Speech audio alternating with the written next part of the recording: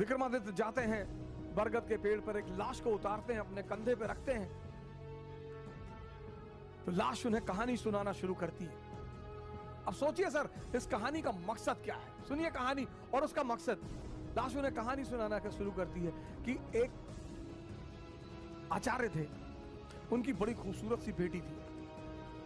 आचार्य के 3 शिष्य थे और तीनों उस लड़की को बहुत प्यार करते थे और तीनों बड़े योग्य थे। आचार्य जी को भी लगता था कि यार योग्य तो तीनों हैं, लड़की को भी लगता था कि योग्य तो तीनों हैं, तो शादी किससे करूं? बाप और बेटी दोनों बड़े कंफ्यूज थे कि विवाह किससे किया जाए।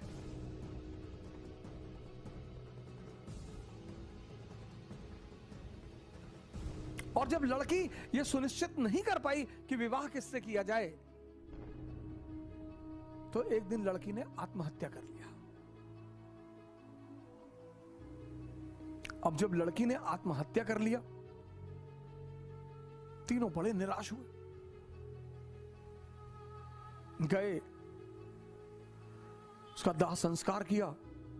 तो एक शिष्य तो तुरंत सन्यासी बन गया, वहीं धूनी लगा ली उसने उसकी कब्र के पास कि बस अब जीवन में कुछ करना ही नहीं, जिसको मैं प्रेम करता था वो बचा ही नहीं, तो अब जीवन में कोई सार नहीं, अब सिर्फ तपस्या करनी है और तपस्या करके ही जीवन को त्याग देना है।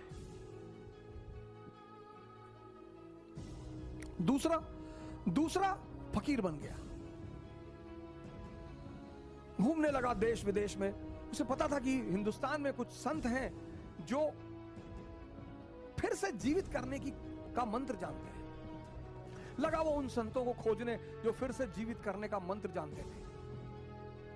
तीसरा जो उसमें था, वो डेली जाता था, उस मृत शरीर पे मसाला लेप लगाता था, साफ करता था, फिर उसे वहीं रख देता था। अब ये सिलसिला कुछ वर्षों तक चला, 2-4 वर्षों तक चला। तो वो जो घूम रहा था चारों तरफ, फकीर बन गया था, मंत्र की तलाश कर रहा था, पुनर्जीवन देने के मंत्र का जो तलाश कर रहा था, उसे एक दिन कुछ महात्मा लोग मिल गए, वो उस मंत्र को जानते थे। उसने उनकी सेवा की, उन्होंने उसे वो मंत्र सिखा दिया। जैसे ही उसने मंत्र सीखा, वो भगा वापस गांव की तरफ।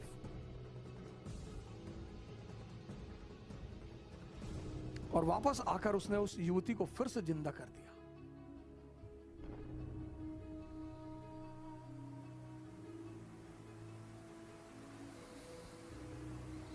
जब उसने फिर से जिंदा कर दिया, तीनों दावेदार फिर खड़े हो गए और अब तो युवती और सुंदर हो गई। तब उस वेताल ने विक्रम से पूछा कि विक्रम बता कि अब लड़की को किससे विवाह करना चाहिए?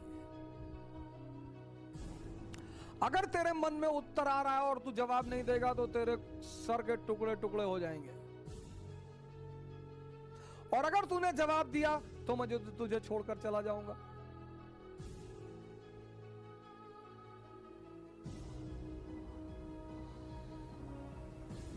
वेताल ने कहा कि अगर तेरे मन में जवाब आ रहे हैं, और ये नेचुरल प्रकृति है, हमारे सामने जब भी कोई परिस्थिति होती है, एक सवाल, एक जवाब मन में आता कि ये कर ले यार, नेचुरल प्रकृति है, नेचुरल जवाब आना ही है। तो वेताल ने कहा कि देख विक्रम, अगर तेरे मन में जवाब आ रहा और तूने मुझे नहीं दिया तो तेरे सर के टुकड़े टुकड़े हो जाएंगे, और अगर दे दिया तो मैं चला जाऊंगा।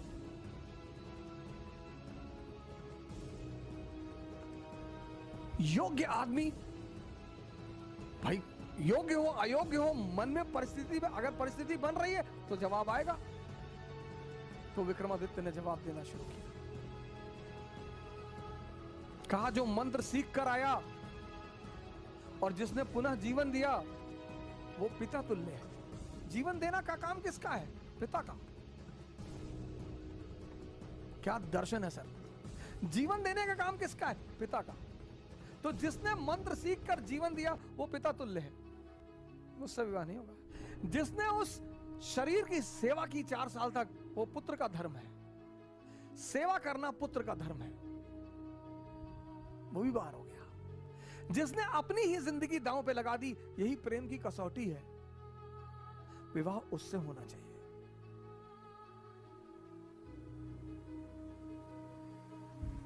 यह था शिक्षा देने का तरीका। और जैसे ही विक्रमादित्य ने जवाब दिया, वेताल उड़ चला कि तूने बोल दिया विक्रम। यानी अब सुनिए, इस कहानी का दूसरा उद्देश्य क्या है। मौन। परम की जो प्राप्ति होगी वो मौन में होगी, साइलेंस में होगी। इस दुनिया में, खासकर इस देश में 95% लोग उस चीज के बारे में सोचते हैं जो उनके हाथ में है ही नहीं। क्या? फल। सर आपको पता ही नहीं कल क्या होने जा रहा है। तो जब हमें कल का पता ही नहीं, तो हम आज में रहें। और जितने लोगों ने अपने आज को सुधारना शुरू किया, उनका कल बेहतरीन हो गया। क्योंकि जो कल के बारे में सोचते हैं वो आज कुछ कर ही नहीं पाएंगे, और जो पास्ट के बारे में सोचते हैं वो कुछ कर ही नहीं। दो लोग निष्क्रिय हैं। जो कल के बारे में सोचते हैं वो तो थोड़ा बहुत कुछ करेंगे भी, लेकिन जो पास्ट के बारे में सोचते हैं, हमारे पिताजी गवर्नर थे, रहे होंगे, बहुत लोगों के पिताजी गवर्नर थे,